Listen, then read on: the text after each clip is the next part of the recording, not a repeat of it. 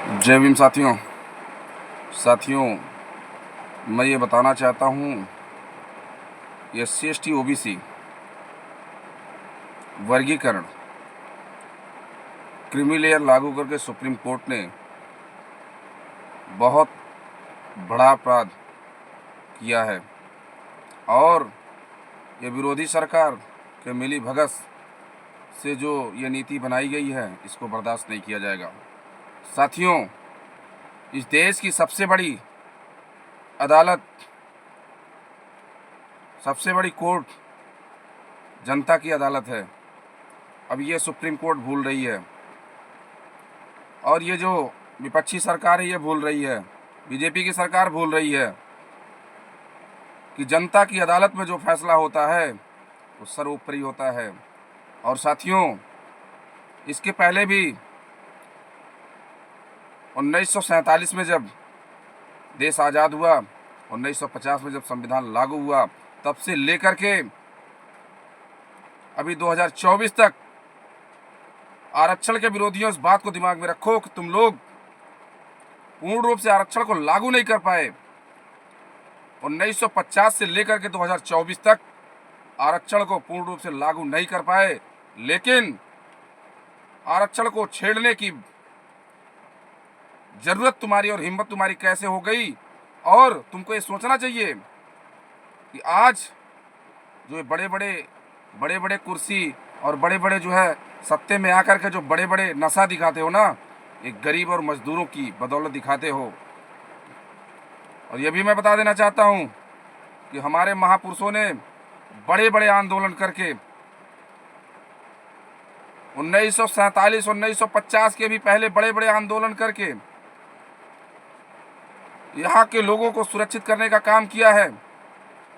तुम्हारी क्या मजाल है, जनता की अदालत में जब फैसला सुनाया जाएगा ना तो तुम किसी लायक बचोगे नहीं। और ये भी मैं बता देना चाहता हूँ कि कई हमारे ऐसे महापुरुष रहे, हमारे महात्मा ज्योतिबा फूले साहब रहे, जिन्होंने हंटर आयोग की स्थापना, हंटर आयोग की नियुक्ति की थी। उसमें शिक्षा और सरकारी नौकरियों में आरक्षण की मांग की थी 1882 में। और 1901 में महाराष्ट्र के सामंती रियासत कोल्हापुर के साहू जी महाराज द्वारा भी आरक्षण लागू किया गया था, आरक्षण शुरू किया गया था। इसके बाद 1908 में भी अंग्रेजों द्वारा सारी जाति समुदाय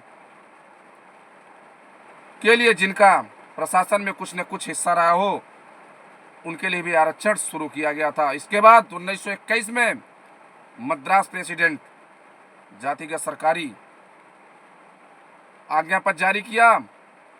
उस आज्ञा पत्र में मुसलमान भाइयों को 16%, ईसाई भाइयों को 16%, अनुसूचित जाति को 8% जो है आरक्षण दिया।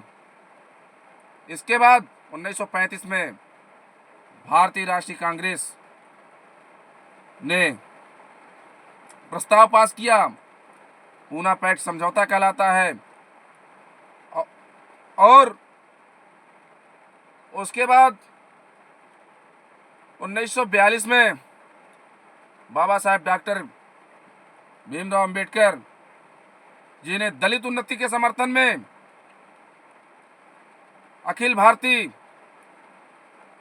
दलित वर्ग महासंघ की स्थापना करके सरकारी सेवा व शिक्षा में दलित आरक्षण की मांग की। अभी तक 1947 से लेकर के 1950 तक और 1950 से लेकर 2024 तक पूर्ण रूप से आरक्षण लागू करने की शक्ति किसी में नहीं आई। शर्म की बात यह है, हमारा देश इतना बड़ा देश है, सोने की चिड़िया कहा जाने वाला देश था, इतना बड़ा संविधान है, इतना बड़ा लिखित संविधान है, लेकिन आज हमारे लोग असुरक्षित हैं, आरक्षण पूर्ण रूप से लागू नहीं करवा पा रहे हो और तरह तरह की जो ये अपनी रणनीतियां बना रहे हो। सोच लो, इसी देश में तुम भी रहोगे।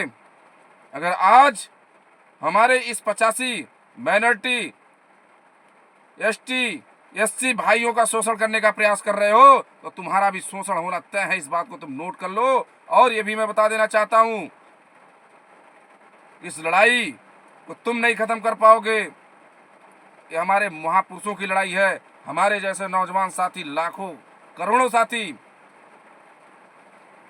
अपने संगठन और पार्टी को लेकर के बलिदान देने के लिए तैयार हैं। तुम क्या खत्म करोगे? जनता की अदालत को खत्म करना तुम्हारे बस की बात नहीं है। जय भीम साथियों, समझ जाओ सुप्रीम कोर्ट, समझ जाओ, सुनो, ये क्रीमी लेयर रद्द करो, अन्यथा ये जो मिली जुली सरकार है ना, जो मिली भगत से काम कर रहे हो ना, तुम्हारे इस सुप्रीम कोर्ट का कोई गरिमा नहीं रह जाएगी। अगर मनमानी तरीके से काम करोगे, संवैधानिक तरीके से काम करो। जनता को सुख और शांति चाहिए, न कि शोषण चाहिए। याद रखो। जय भीम, जय संविधान, जय जौहर, जय मंडल, नीला सलाम।